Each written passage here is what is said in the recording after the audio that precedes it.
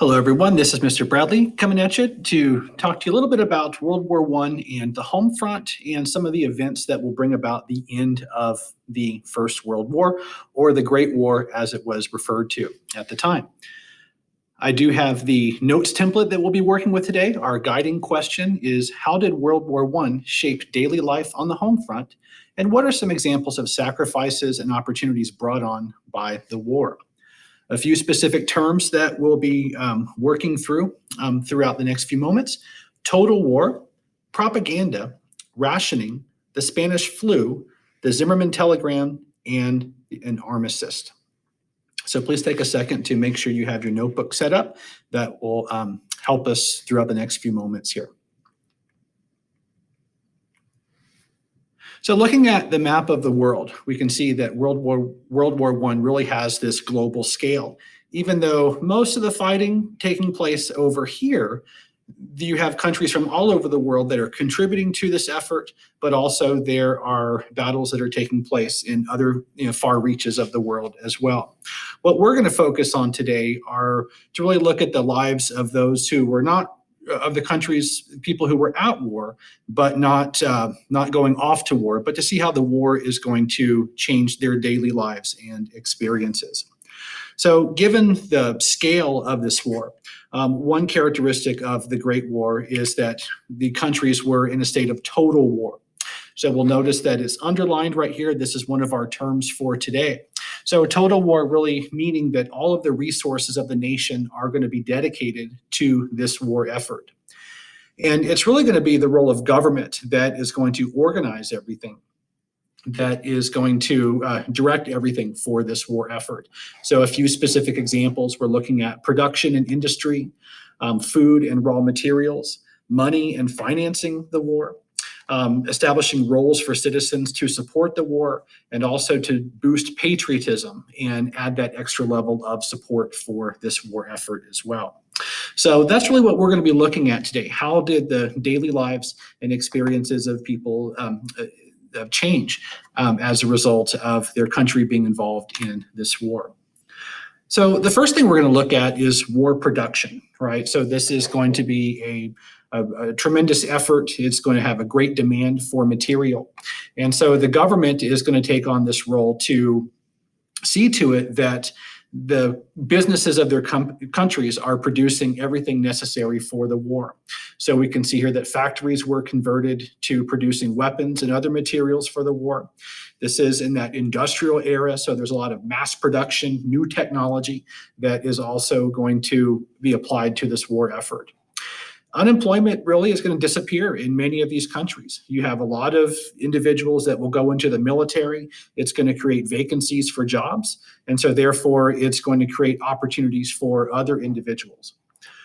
One thing that we saw, if you remember from the video from last time, for women to support the war effort, but also for African Americans in the United States, for example. The war created an opportunity for employment that under normal circumstances probably would not have had access to those types of industrial jobs at the time.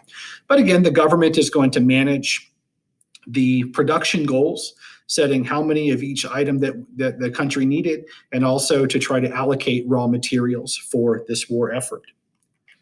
Another thing that governments did is they instituted a system known as rationing. Here's another term for us today. So a definition of rationing is it's a way to limit the amount that people could buy.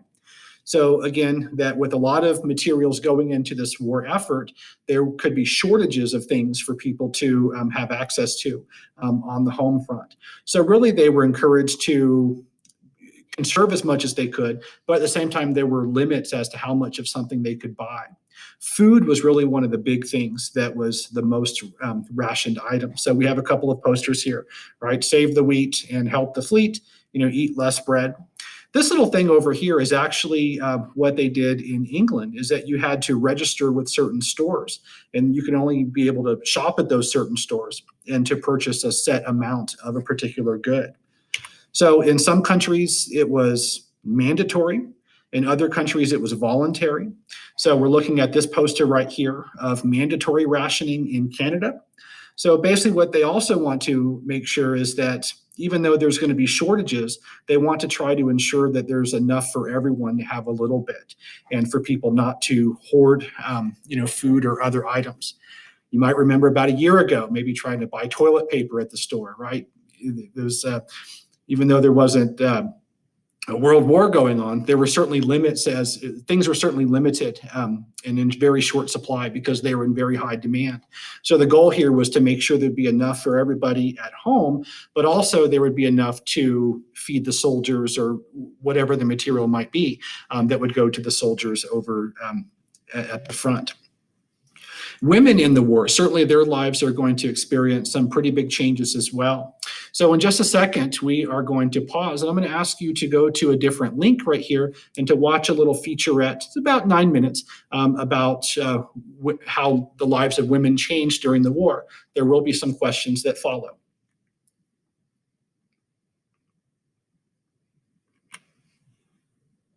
And we're back. In addition to that, the government also is going to create propaganda, another term for us today. One way to describe propaganda is that it's one-sided information that's been designed to persuade, to keep up morale, and to support the war. A lot of the images that I have on this presentation are examples of propaganda from the World War I era. They're trying to, shape behavior, to promote support for the war, but also to remind the people of the country that we are at war and there are consequences if we don't all do our part to support the war effort. In addition to that, governments are also going to censor information. So what we can say here is that many stories about the realities of the experience of the war were sanitized in order to keep morale high and to keep support up there for the war. Some countries would even go as far as to pass laws that would make it illegal to say anything bad about the government or to do anything that would undermine the war effort. In the United States, for example, there was the Sedition and Espionage Act, and you could go to prison if you said things about the government and the war, and also prevented people from supporting the war effort. So while all these things are going on, the world is also going to experience an epidemic of the flu. So in just a second, this is going to pause, and I'm going to ask you to go over to another little featurette. It's just about 5 minutes that is going to give us a little bit of insight into the Spanish flu pandemic in 1918. And again, there will be some questions that follow.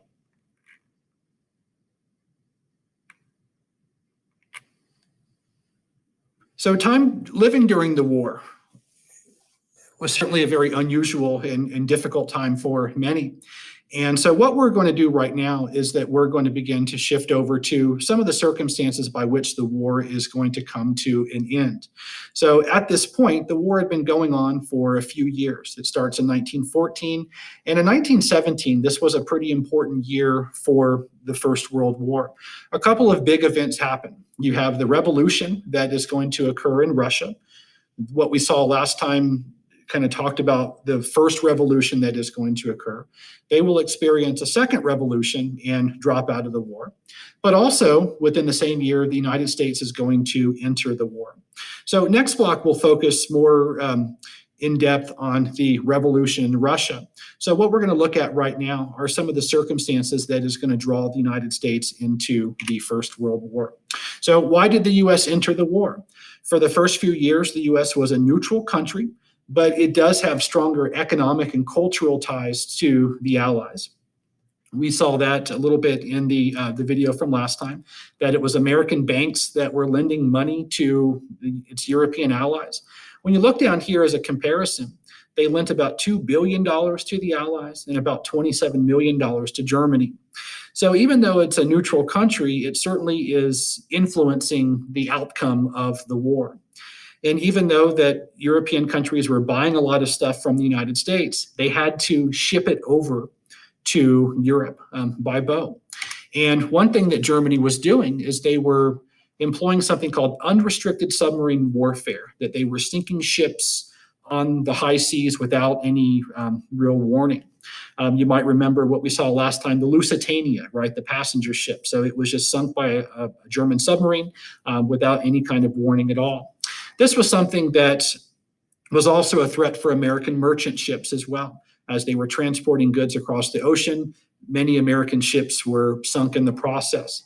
But there was a point where Germany and the United States reached an agreement for Germany to stop doing that. However, in January of 1917, this coded message was intercepted by British intelligence and was given to the United States. This is the famous Zimmermann telegram, or the Zimmermann note, as it's also referred to as. This is another one of your terms on your notes for today. So what the Zimmermann telegram was basically a message that was sent from Germany to Mexico. And basically what it was saying is, well, you can read it right there if you want to, but I'll give you the summary of it. What Germany is basically saying is that they're going to start sinking ships again without any warning. They're going to resume unrestricted submarine warfare. At the same time, they realize that when they start doing this, the United States is going to enter into the war. So what they're telling Mexico is, when the United States declares war against Germany, they're encouraging Mexico to attack the United States. So this would basically keep the U.S. busy over here and not really be able to send a lot of military troops and equipment over to the war. And they would later also suggest that Japan would do the same thing to attack the United States as well. So in the wake of the Zimmermann telegram, Germany is going to start sinking ships again on the high seas. And a couple of months later, in April, President Woodrow Wilson is going to deliver this famous address to Congress, urging them for a declaration of war. So when we think about why the U.S. goes to war, what Wilson is saying right here, he's using morality as a way to justify U.S. actions. He says this war has been going on for several years. It is now threatening peaceful nations, right? So boats that are shipping stuff to other countries that are just engaged in trade, they are now targets. Also encouraging other countries to attack other countries. So what he's saying is that the world is now threatened. Even peaceful nations are threatened because of this war. So what he felt is the United States should play this role to bring this war to an end and to plant the seeds of peace and then to make the world safe for democracy. Wilson has this plan that will become known as the 14 points that is going to aim to prevent future wars. But what Wilson also understands is you can't influence the peace process without being involved in ending the war. So what Wilson says is the right is more precious than peace. If the U.S. can play a role in ending this war and preventing future wars, then the U.S. should do that. So it's a moral reason that Wilson is delivering in this message he's delivering to Congress. So Congress is going to declare war. The U.S. declares war in April of 1917. So now what we're going to begin to look at is the process by which the war is going to come to an end.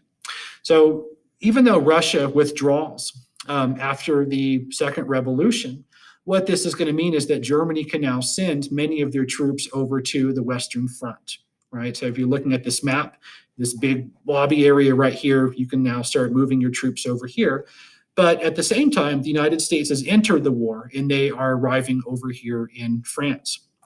So what we're going to start to see now is some changes of the stalemate that had been going on for the last couple of years. So even though the U.S. enters the war, the military was really quickly put together. The soldiers were not the most well-trained for the experiences that are going to lay ahead. However, they were fresh, they were energetic, they were untouched by years of war.